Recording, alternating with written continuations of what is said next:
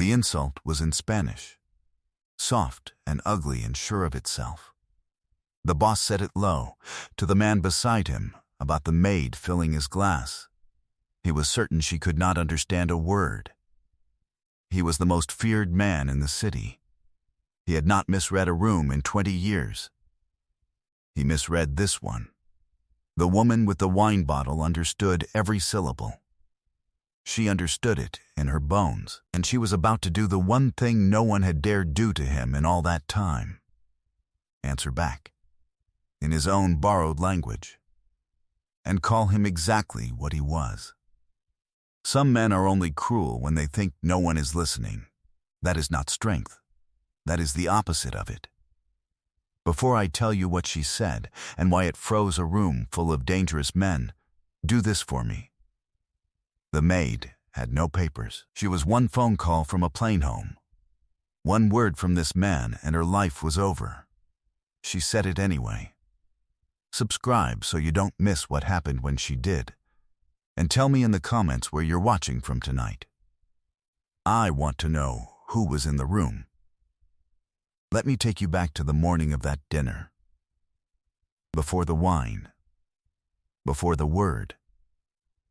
Her name was Rosa. She was 33, and she had come a very long way to pour that wine. She was from a small town on the coast of Colombia. She had crossed half the world for work, because the work at home had dried up, and her son had not stopped needing to eat. His name was Matteo. He was 7. He lived with her mother, an ocean away, and every month Rosa sent home almost everything she earned and kept almost nothing for herself. She worked as a maid in the house of Daichi Kuroda. She did not fully understand who he was, only that the house was too big and the men too quiet and the rules too many. She kept her head down. She sent her money. She counted the days on a calendar taped inside a cupboard door. She was very good at the work. That was the part they never mentioned. She could run that entire house on 4 hours of sleep. She knew where everything was. She fixed problems before anyone else saw them. The head housekeeper, an old woman named Mrs. Tanaka, said Rosa was the best worker the house had seen in 30 years. You could run this place, Mrs. Tanaka told her, if the world were fair. They both knew the world was not. The other staff were kind enough. The guests were not. To the men who came through that house in their expensive suits, Rosa was a shape that carried trays. Nobody learned her name. Nobody tried. She had made a hard peace with being invisible. Invisible was safe. Invisible did not get sent home. Once, a guest snapped his fingers at her. Like calling a dog, she brought the water. She said nothing. Another man put out his cigarette in a dish she had polished for an hour. She cleaned it and said thank you. That was the job. You swallowed it. You sent the money home. You did not exist above the neck. She had a saying for it, from her grandmother. The river does not argue with the stone. It just keeps going. And one day the stone is sand. Daichi Kuroda was not a cruel man by the standards of his world. He was worse than that. He was a cold one. He had built everything he had with his own hands, from nothing in hard places. As a young man, he had spent 6 years in Buenos Aires, running errands that turned into a network that turned into a fortune. That was where he had learned Spanish. He spoke it well. He never spoke it here. It belonged to a version of himself he had buried a long time ago, a poorer and softer version, and he did not like to be reminded that it had ever existed. The dinner that night was business. Serious men at a long table. Among them a man named Endo, one of Daichi's senior people, who smiled too much and meant none of it. Rosa moved around the table, quiet, filling glasses. She reached Daichi's chair. And Daichi, tired and cold and wanting to feel large in front of Endo, said a thing about her under his breath, in Spanish. certain it would land nowhere. He said she smelled like the kitchen. He said you could take the girl out of the gutter, but not the gutter out of the girl. He used a word for her that you do not use for a person. He said it the way you flick ash off a sleeve. And he turned back to his food, already forgetting he had said it. The bottle in Rosa's hand did not shake. Something in her had gone very still and very clear. She had a choice, and she knew exactly what it cost.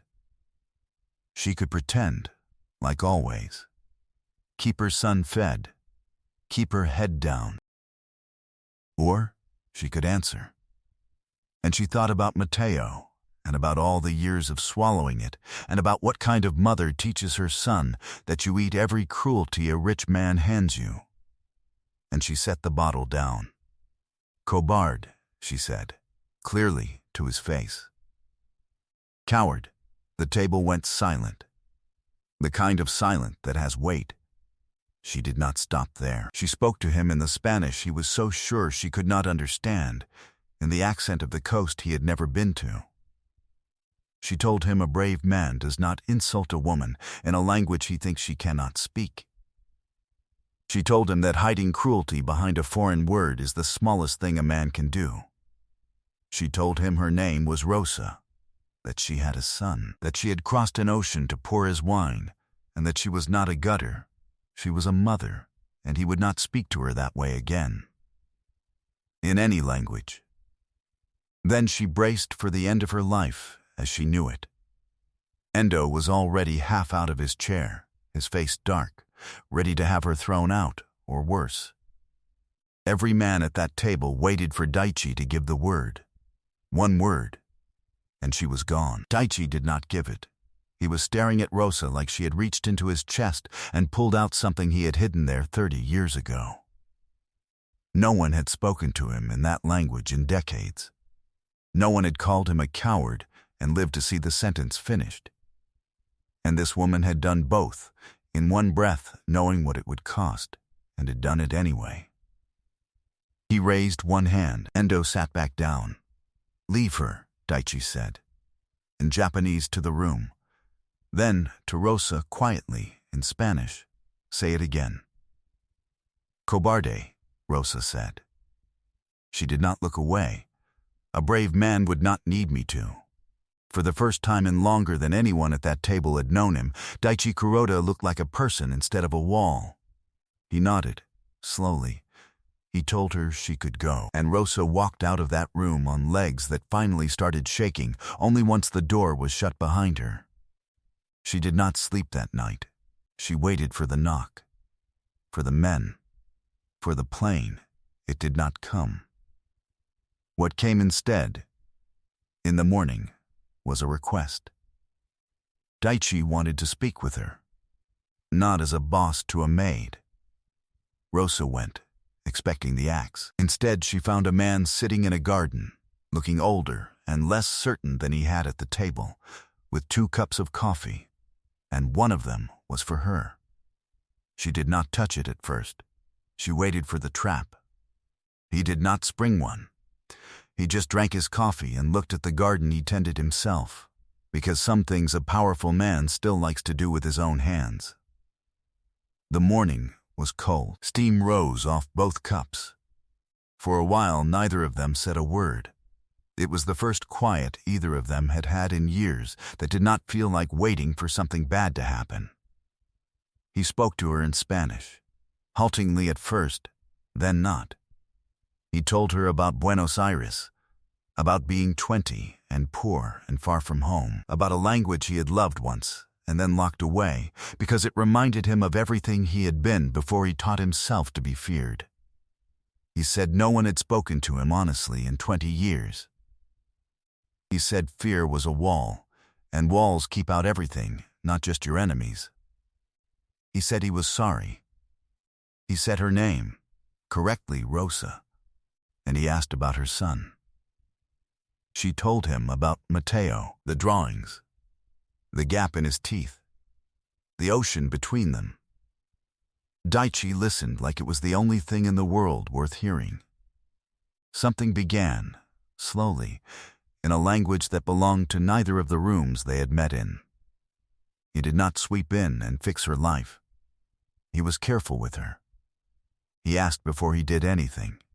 He made sure her wages tripled and let her think Mrs. Tanaka had arranged it. He learned how she took her coffee.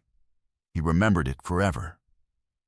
He was a man learning, very late, how to be gentle, and he practiced on the one person who had ever told him the truth. He asked her to teach him words from the coast. The slang, the old songs.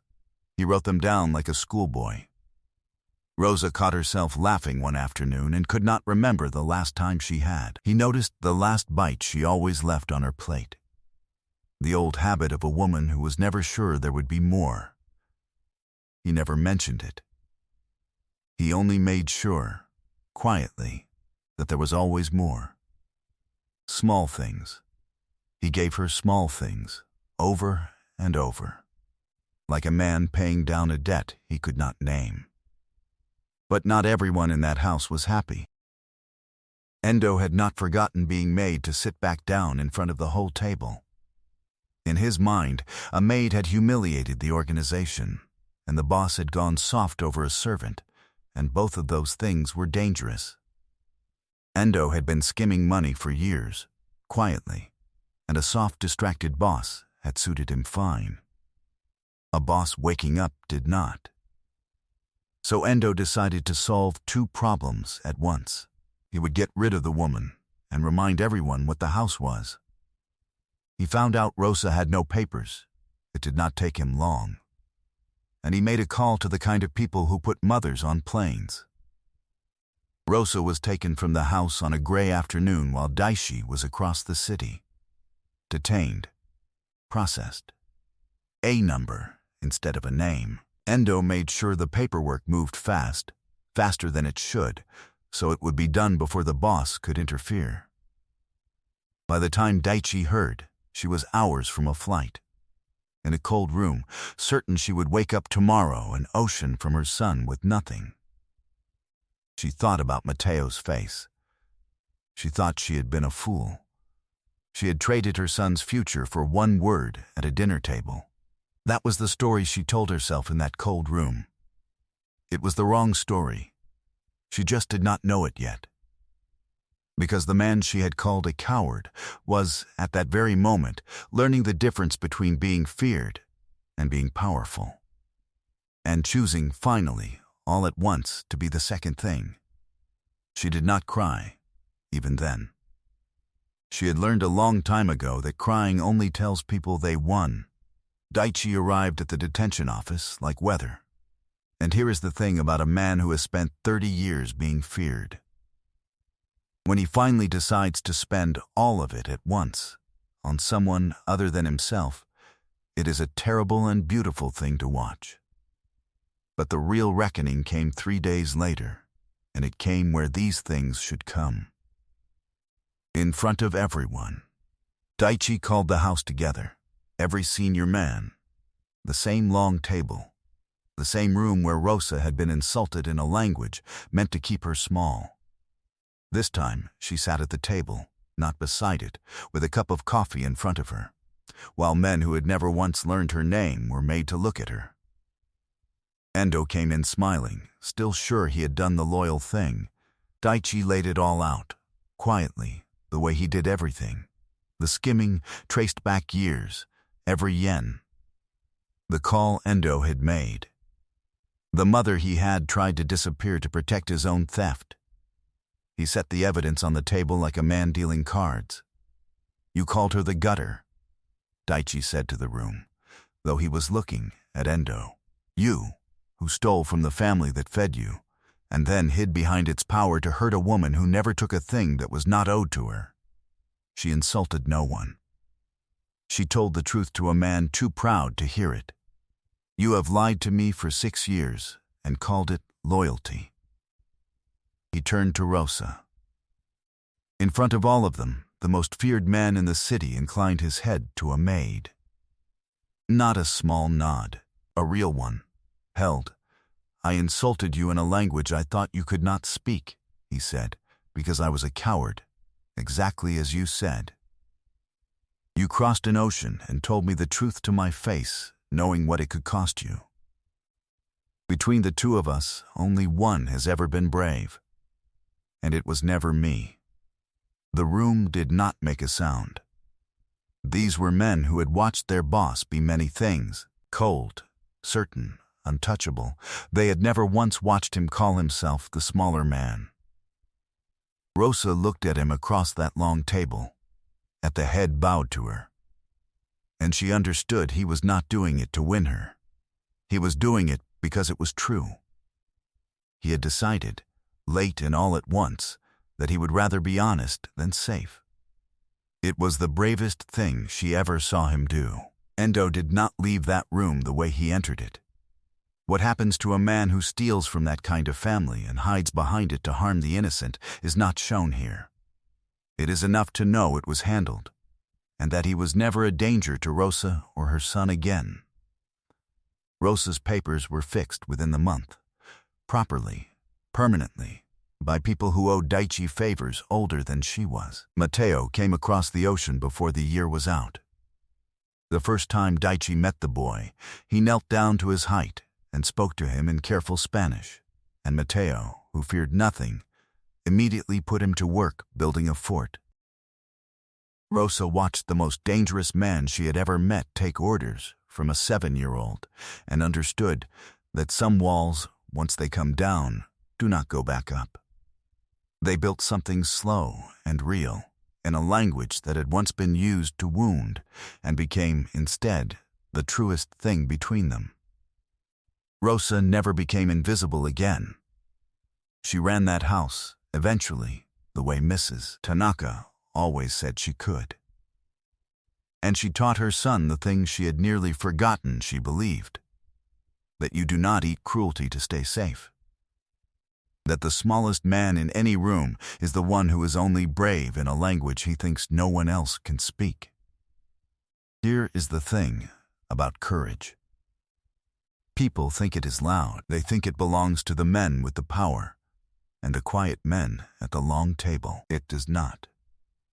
Courage is a maid with no papers and a son across the ocean, setting down a bottle of wine and telling the most feared man alive the truth to his face, because some prices are worse than being sent home. He thought silence was strength. She taught him it was just fear wearing a nicer suit. And she did it in one word, in a language he was sure she did not speak. Now tell me, what was the moment you stopped scrolling? The word she said to his face, the 2 cups of coffee in the garden, or the boss kneeling to build a fort? Tell me in the comments. Share this with someone who was ever made small in a language they were not supposed to understand. And if you want to know what Matteo said the day he learned who Daichi really was, say part 2, and I'll tell you the rest.